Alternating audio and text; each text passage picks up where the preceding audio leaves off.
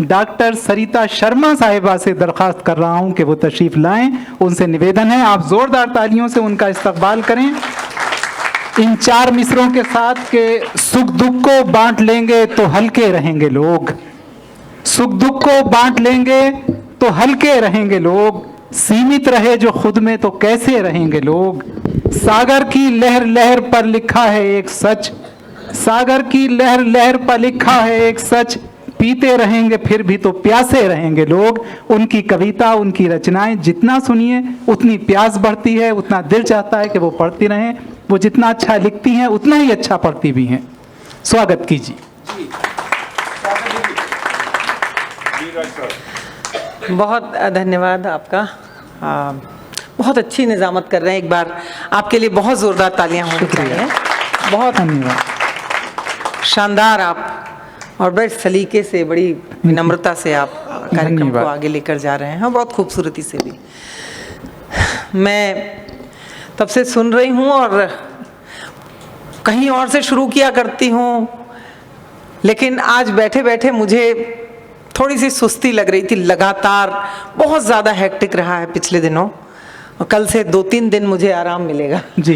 तो मेरा एक मुक्तक याद आ रहा है, वैसे ही सुन लीजिए, उसके बाद काव्य पाठ शुरू करूंगी। मैं सरिता मेरा नाम है कि जागती हूँ कि सो गई हूँ मैं, जागती हूँ आपसे कह रही हूँ सबसे कि जागती हूँ कि सो गई हूँ मैं, एक नदी जैसी हो गई हूँ। और है समंदर जरा तलाश मुझे, तेरी लहरों में खो गई हूँ मैं। क्या कहना है, वाह वाह वाह वाह वाह।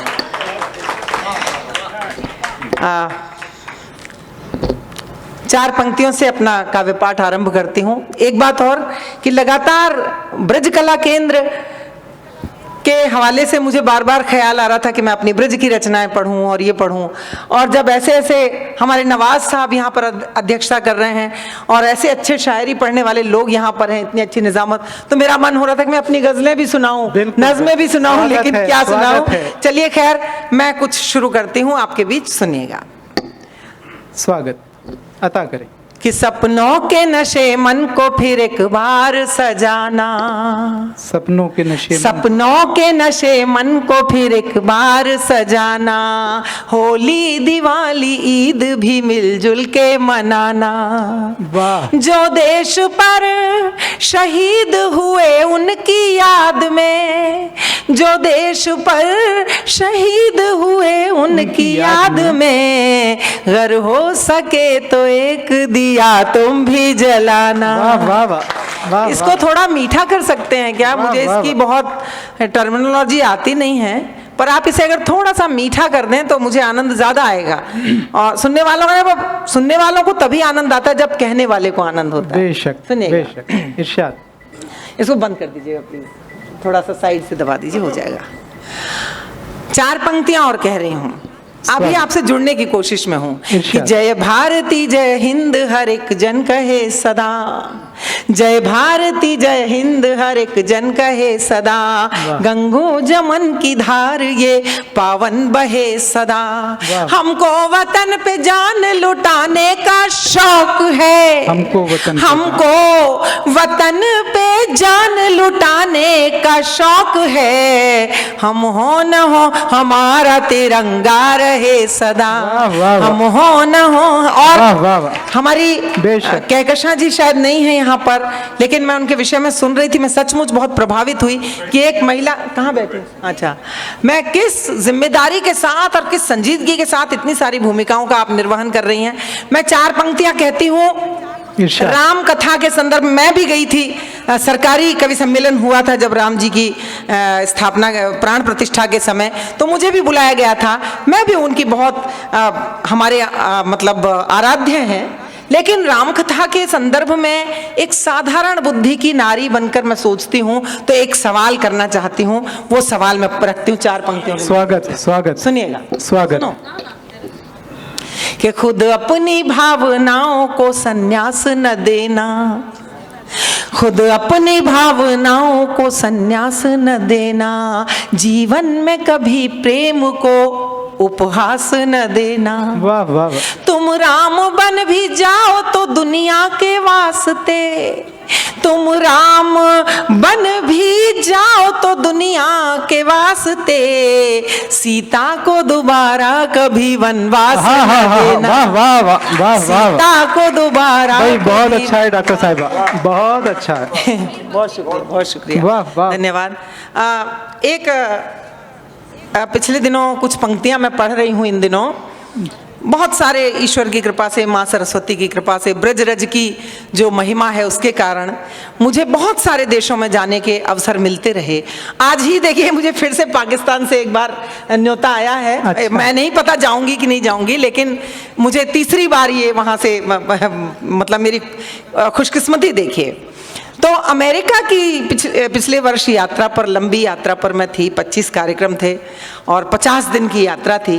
और जब जगह जगह मैंने देखा कि जो भारतवंशी वहाँ गए हैं वो किस तरह से हिंदी की कविता के लिए आयोजन करते हैं उस सुदूर देश में, तो मुझे लगा कि हिंदी माँ यदि कुछ कहना चाहे तो क्या कहेगी।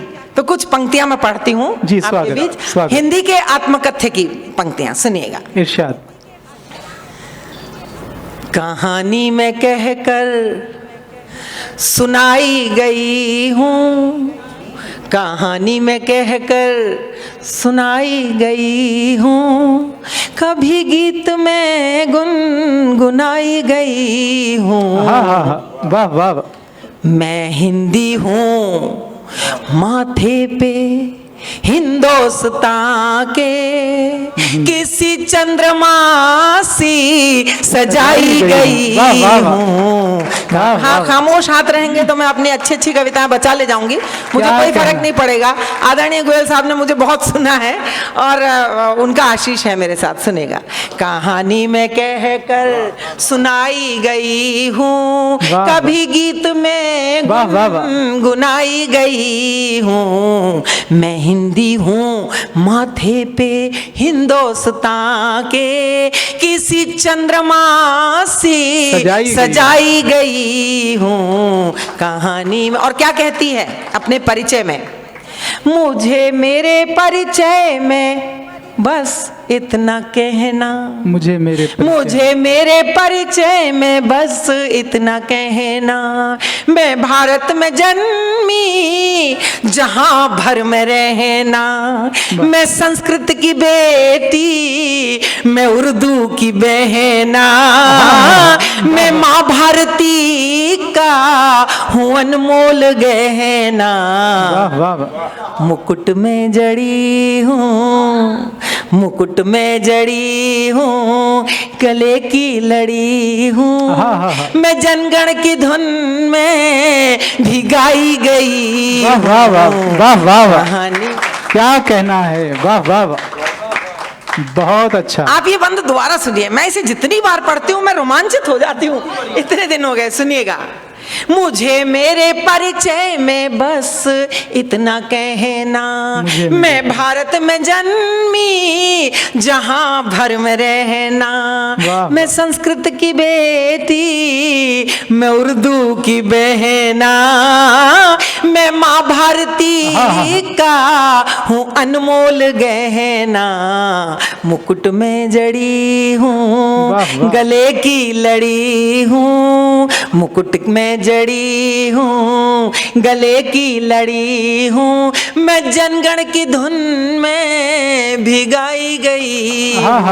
कहानी में कह कर, कहानी में कह कर, क्या कहना है, कहानी में। आहा, कितने अच्छे से आपने मेरा मन बना दिया। अब मैं जुड़कर कुछ सुना पाऊँ। बहुत धन्यवाद, बहुत धन्यवाद। सुनिए, कुछ मुक्तक पढ़ती हूँ मन के। ब्रज से मैं चली गई, छूट गया मुझसे, लेकिन मेरे भीतर से ब्रज कभी कहीं नहीं गया। वाह वाह वाह। मैं वही ब्रजवासिन हूँ और वही रहूंगी हमेशा। सुनिएगा, इरशाद। पंक्तियां पढ़ती हूँ। सारी दुनिया से दूर हो जाऊं। मथुरा वृंदावन में आप जाएंगे तो आपको ऐसी महिलाएं मिलेंगी जो जमुना जी से रोज जल लाकर भगवान का अभिषेक करती हैं और उनका नाम कोई नहीं जानता, उन्हें सब मीरा कहते हैं। मैंने ऐसी बहुत सारी महिलाओं को वहां देखा है, वृंदावन में भी और मथुरा में भी। वाह वाह। सारी दुनिया से दूर हो जाऊं, तेरी आँखों का नूर हो जाऊं, तेरी राधा बनूं बनूं न बनूं, तेरी मीरा जरूर हो जाऊं। वाह वाह वाह वाह वाह वाह वाह जरूर वाह वाह वाह। हो जाऊं। और धर्म का अर्थ धाम से पूछो, वाह। धर्म का अर्थ धाम से पूछो, प्रेम का अर्थ शाम से पूछो, कितने मीठे हैं बेर शबरी के, वाह। पूछना है राम तो राम वाह, वाह, से पूछो। वाह वाह वाह वाह वाह वाह। बहुत मन से आप सब सुन रहे हैं, लेकिन यहाँ जो पीछे जो लोग बैठे हैं सबको चाहती हूँ अगले मुक्तक पर जुड़ जाइएगा मेरे साथ, सुनिएगा कहती हूँ। कुछ ये पूरी श्रृंखला है, लेकिन इसमें से मैं कुछ 2-3 ही मुक्तक सुनाऊंगी क्योंकि मेरा और कुछ सुनाने का मन है। सुनिएगा कि पूछना है तो राम से पूछो, और प्राण को प्रीत से संवारो तो, तुम अहंकार मन के मारो तो, श्याम वैकुंठ छोड़ आएंगे। नहीं, बिल्कुल जनवासे में जैसे बांटते हैं ना, उसी तरह धीरे धीरे बांट रहा है। अरे भैया जाओ, कोई बात नहीं।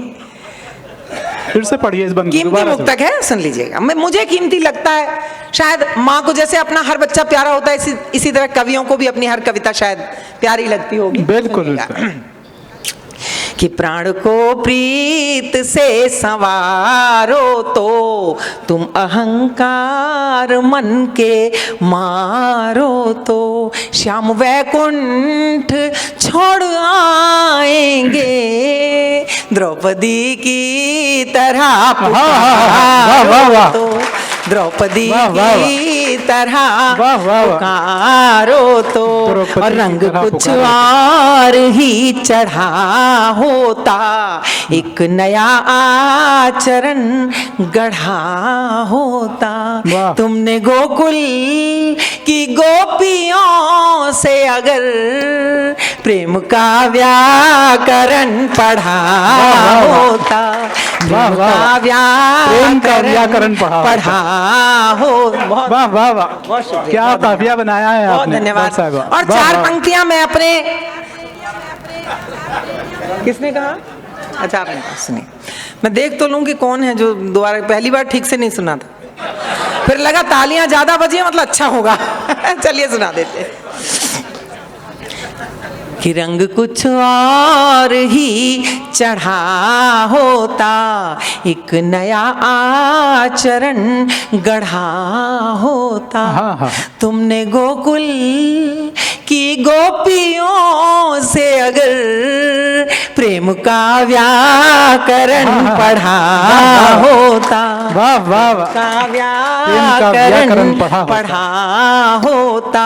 और ऐसे सिलसिले से 4 पंक्तियां और सुन लीजिएगा।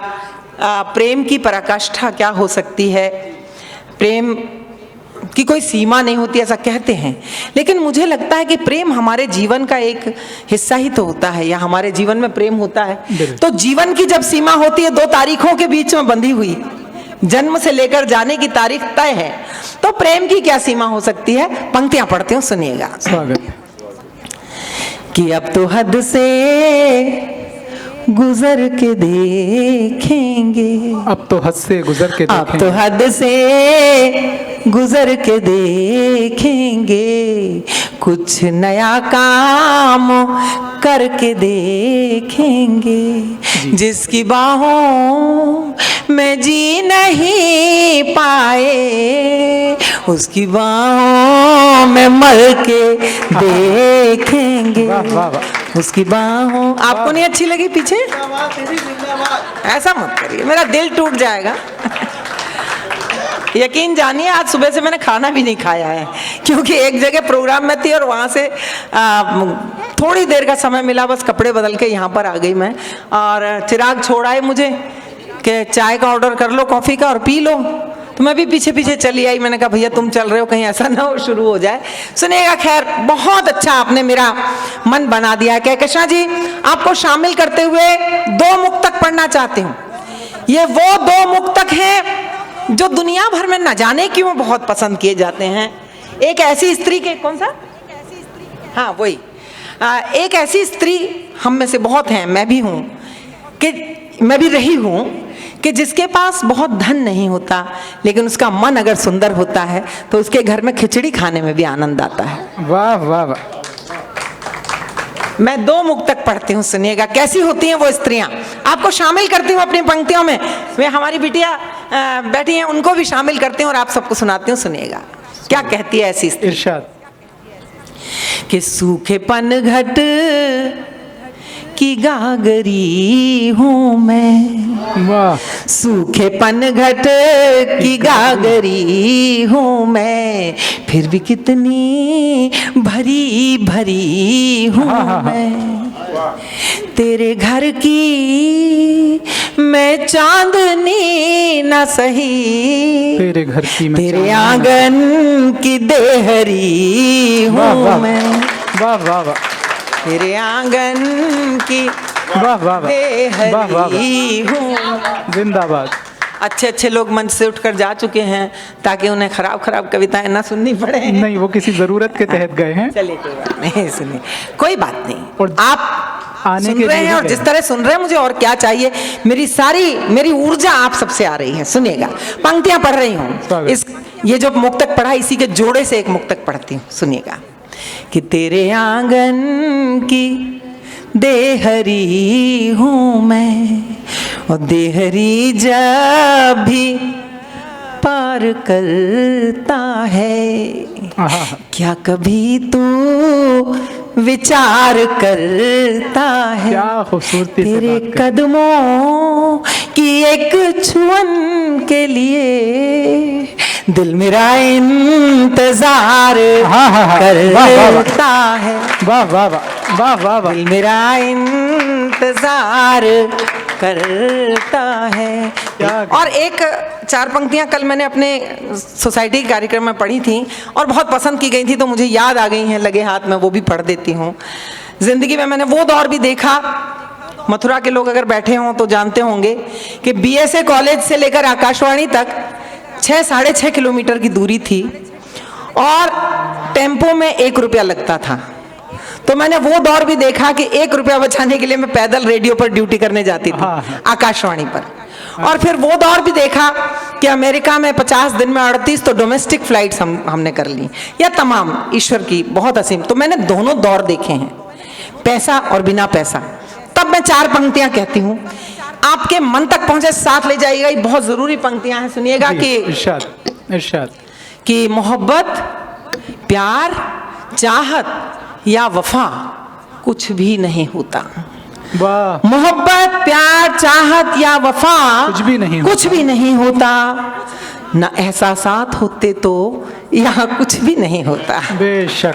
न एहसासात होते तो यहाँ कुछ भी नहीं होता। और गरीबी देखकर उनकी बड़ी तकलीफ होती है कि जिनके पास पैसे के सिवा कुछ भी नहीं होता। गरीबी देखकर उनकी अच्छा पहलू बड़ी तकलीफ होती है। वाह वाह वाह, अच्छा पहलू है। गरीबी देखकर उनकी, जोरदार बजा दीजिए। आप तक मैं पहुंच गई हूं, मुझे पता है। सुनिएगा, वो मन बन जाता है। दोबारा सुना दे, पहले भी सुना है। अच्छा, नहीं, मेरी बात को बिल्कुल, मैं जब माइक पर होती हूँ ना तो कभी कभी कुछ गलती हो जाती है। मैंने उनसे वैसे भी परिहास में ही कह दिया था। जी सुन लीजिए कि मोहब्बत, प्यार, चाहत या वफा कुछ भी नहीं होता। न एहसासात होते तो यहाँ कुछ भी नहीं होता। गरीबी देखकर, आपने जिंदगी में ऐसे लोग जरूर देखे होंगे कि गरीबी देखकर उनकी बड़ी तकलीफ होती है कि जिनके पास पैसे के सिवा कुछ भी नहीं होता। कि जिनके पास पैसे के सिवा कुछ भी नहीं होता। और मैं 4 पंक्तियां कहना चाहती हूँ आपको आज समझ, मैं आपके माध्यम से पूरी मथुरा को, मैं बहुत प्रेम है मुझे मथुरा की माटी से। और जब भी मुझे आरसीए कॉलेज वाले बुला लेते हैं अगर भूले भटके, मैं वैसे ही चली जाती हूँ, कार्यक्रम छोड़ के भी चली जाती हूँ। मतलब क्या होता होगा वहाँ, कोई धन की तो बात होती नहीं है। सुनिएगा, 4 पंक्तियां कह रही हूँ। स्वागत। मैं आपको समर्पित कर रही हूँ और आपके मथुरा, आपके माध्यम से शोरा वाला परिवार और तमाम जो गजानन जी जिनकी सोने की दुकान थी, वो भी हमारे कॉलेज के मैनेजमेंट में थे, बालकृष्ण जी और तमाम लोगों ने बड़ा मुझे शुरू से आशीर्वाद दिया। कहते बड़ी अच्छी मेहनती लड़की है, और एफिशिएंट शब्द मैंने तब पहली बार सुना था। प्रेमलता पालीवाल जी कहती थी बहुत एफिशिएंट है, बड़ी तारीफ मुझे मिलती थी।